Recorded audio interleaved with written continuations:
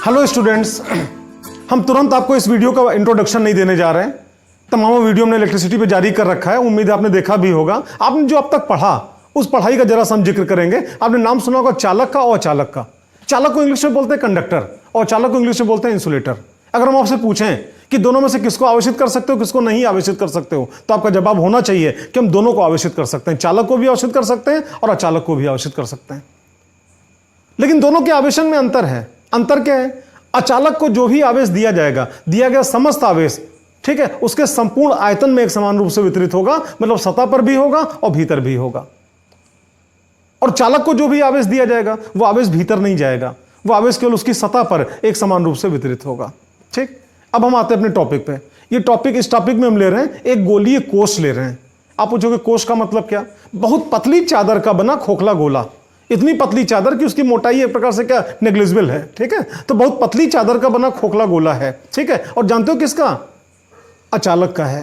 ठीक, हमने इसको आवेश दिया तो आप जानते हो जब पतली चादर का बना खोखला गोला है तो अंदर तो अचालक है नहीं, खोखला गोला है, तो जो भी आवेश देंगे सतह पर ही तो एक समान रूप से वितरित होगा, भले अचालक हो।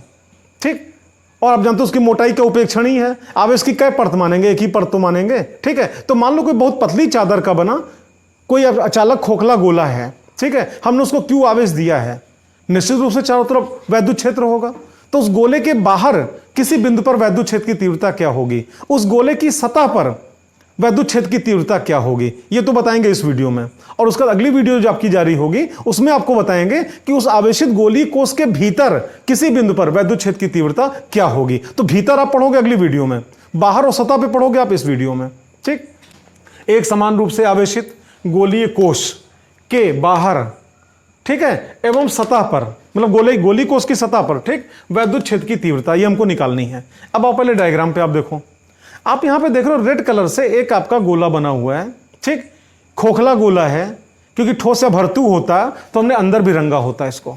ठीक, आप आगे देखना, ये गोलीय कोश है, बहुत पतली चादर का बना गोलीय कोश है, अचालक है।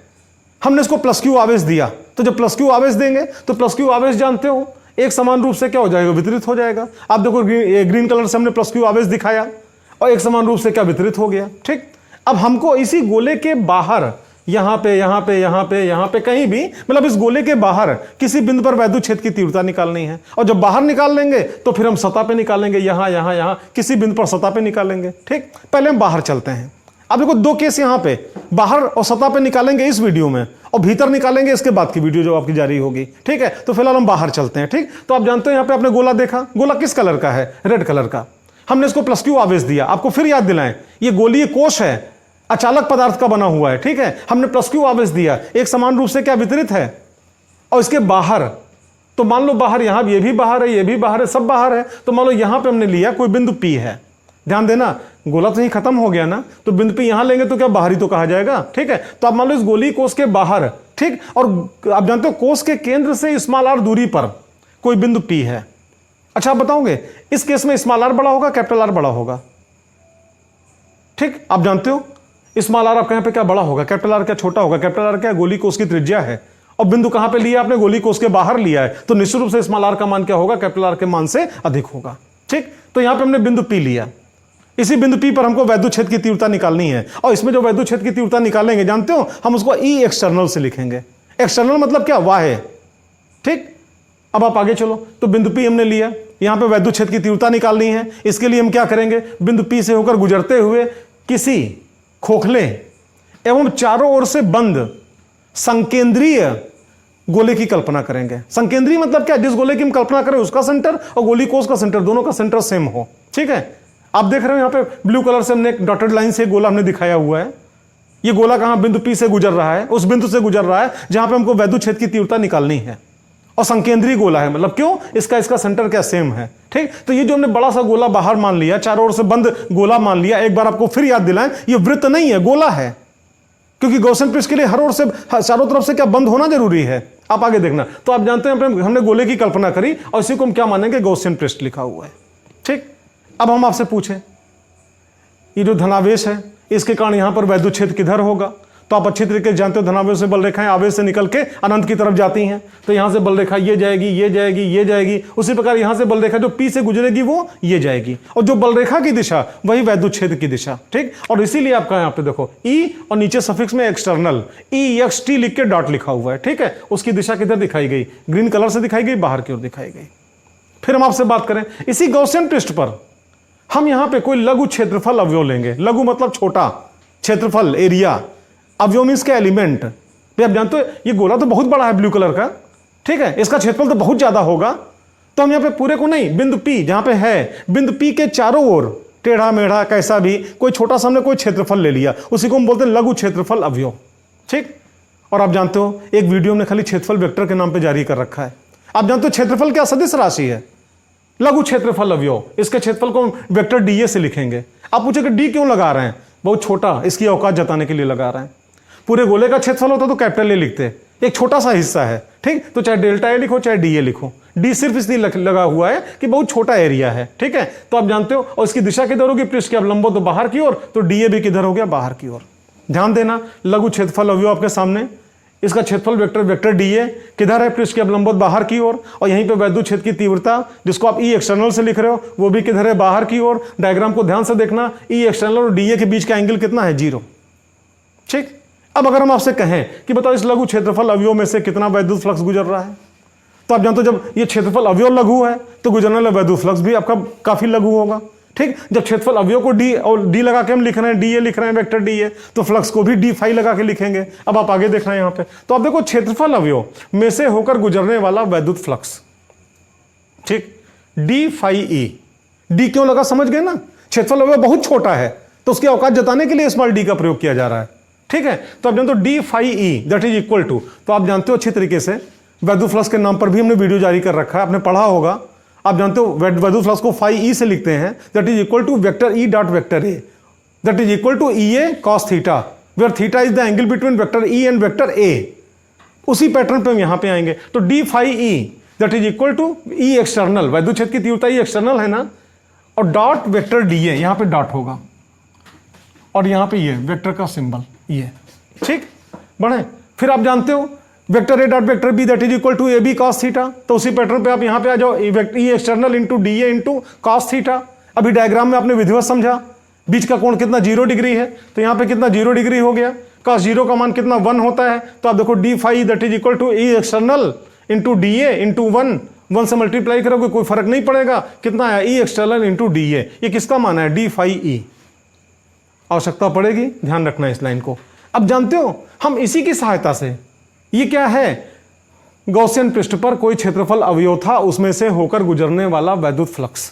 ठीक, अब हम इसी की सहायता से हम पूरे गॉसियन पृष्ठ में से होकर गुजरने वाला वैद्युत फ्लक्स निकालेंगे।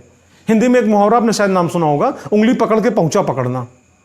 यहां पे उंगली पकड़ में आई है, अब आगे पूरा पहुंचा पकड़ने जा रहे हैं। मतलब कहने का आशय आपका यहां पे, ठीक है, कि आप जानते हो कि गॉसियन पृष्ठ के किसी लघु क्षेत्रफल अवयव से गुजरने वाला वैद्युत फ्लक्स, ये तो हमने निकाल लिया, और इसी के सहायता से पूरे गॉसियन पृष्ठ से कितना फ्लक्स गुजरेगा हम ये निकालेंगे। तो आप आगे देखो, संपूर्ण गॉसियन पृष्ठ में से होकर गुजरने वाला कुल वैद्युत फ्लक्स। ठीक, तो हम यहां पे क्या करेंगे? अब फाई E, अब D नहीं लगाएंगे। क्यों? क्योंकि पूरे गॉसियन पृष्ठ से निकाल रहे हैं, दैट इज इक्वल टू, ठीक, यहां पे क्या लिखा है? D फाई और आगे समेशन का सिंबल लगा हुआ है। मतलब गॉसियन पृष्ठ में जैसे एक क्षेत्रफल अवयव है, वैसे अगर आप चाहो तो गॉसियन पृष्ठ में अनेकानेक तमामों आपका क्षेत्रफल अवयव होंगे। सभी से गुजरने वाले वैद्युत फ्लक्स को क्या करो? आप ऐड कर दो, जोड़ दो। तो आप यहां पे देखो बीजगणितीय योग का सिंबल हो गया, अलजेब्राइक सम इसको बोलते हैं, समेशन भी आप इसको कह सकते हो, summation of D phi E। मतलब गॉसियन पृष्ठ पर जितने भी क्षेत्रफल अवयव बन सकते होंगे, सभी से गुजरने वाले वैद्युत फ्लक्सों का बीजगणितीय योग। ठीक, अब आप आगे देखो, और summation of D phi E का मान अभी हमने निकाला है, E एक्सटर्नल इंटू DA।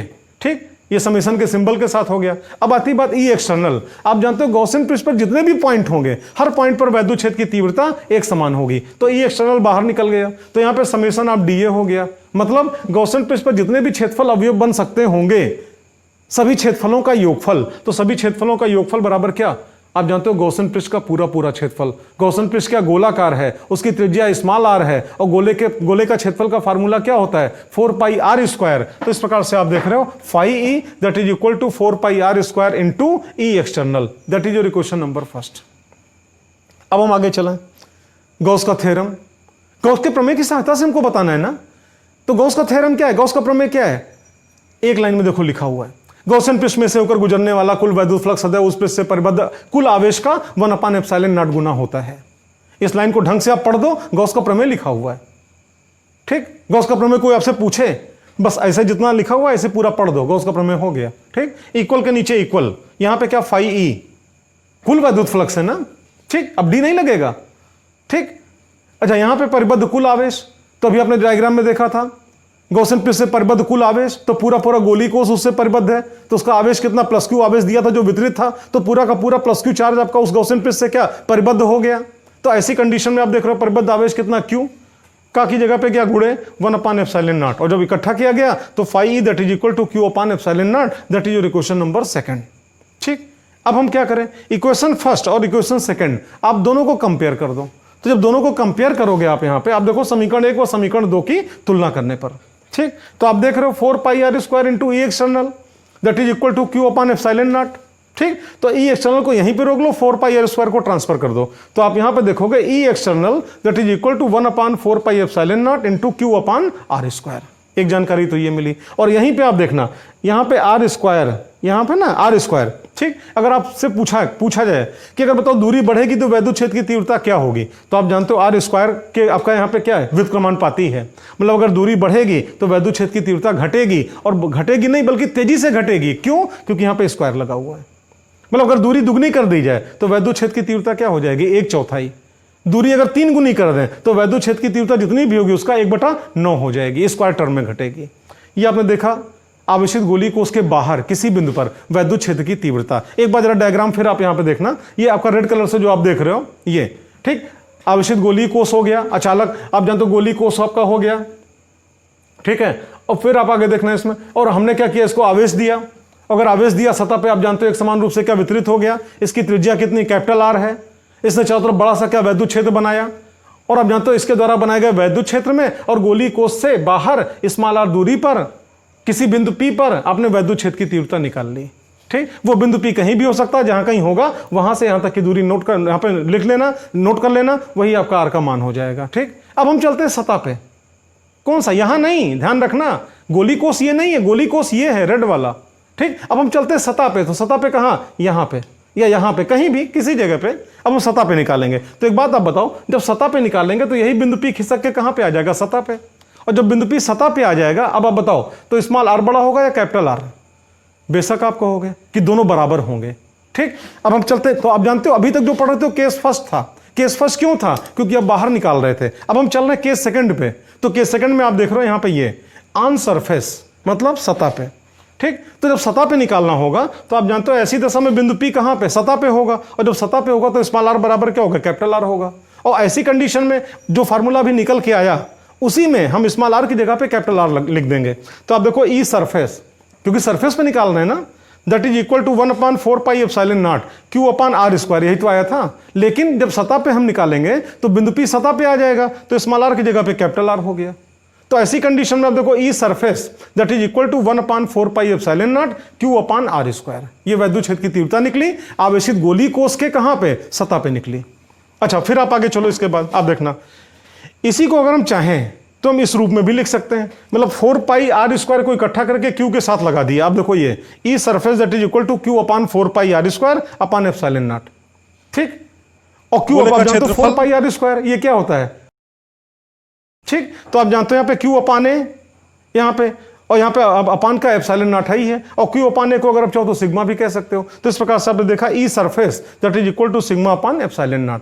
मतलब आप जानते हो सतह पर वैद्युत क्षेत्र की तीव्रता का दो फार्मूला आपके पास है। एक फार्मूला तो ये सामने है, E surface that is equal to 1/4πε0 Q/r², और सतह पर ही दूसरा फार्मूला आपके सामने है, E surface that is equal to σ/ε0। एक जानकारी आपको दें, यहां पे कोई बाध्यता नहीं है कि गोली कोष अचालक होगा तभी ये फार्मूला होगा। गोली कोष अगर चालक भी होगा तब भी आपका यहां पे ही फार्मूला होगा। इसलिए यहां पे क्योंकि आप जानते हो इसकी जो गोले की मोटाई है वो नेग्लिजिबल है, तो ऐसी दशा में चाहे चालक हो चाहे अचालक हो, आवेश की केवल एक ही परत मानी जाएगी। इसलिए आपका फार्मूला जो निकल के आया, अगर गोली कोष चालक का बना है तब भी यही फार्मूला आप इस्तेमाल करना, गोली कोष अगर आपका अचालक का बना है तब भी आप यही फार्मूला इस्तेमाल करना। और इस वीडियो में आपने गोली कोष के आवेशित गोली कोष के बाहर वैद्युत क्षेत्र की तीव्रता देखी और सतह पर देखी। नेक्स्ट हमारी जो वीडियो जारी होगी उसमें आप आवेशित गोली कोष के भीतर वैद्युत क्षेत्र की तीव्रता देखोगे। वीडियो अगर आपको पसंद आई हो तो गुरुदक्षिणा के रूप में आप ये लाइक जरूर करना, कुछ कमी दिखी हो तो डिसलाइक भी कर देना, लेकिन कमेंट में उस कमी का जिक्र जरूर करना जिससे कि अगले वीडियो में फिर वो कमी आपको न दिखाई पड़े। और साथ ही पूरी पढ़ाई के लिए आप हमारे चैनल को सब्सक्राइब करो, आपके जो क्लासमेट्स हैं आप उनको भी इस चैनल के बारे में जानकारी दो और उनके माध्यम से भी आप नंबर ऑफ सब्सक्राइबर्स आप केवल आप बढ़ाओ। जितने ज़्यादा नंबर ऑफ सब्सक्राइबर्स आप बढ़ा ले जाओगे आप ही का फायदा होगा, पर डे पढ़ने वाली वीडियो की संख्या बढ़ेगी, अच्छी क्वालिटी में आपको मिलेगी और पूरा सिलेबस आपको मिलेगा। That's all, best of luck.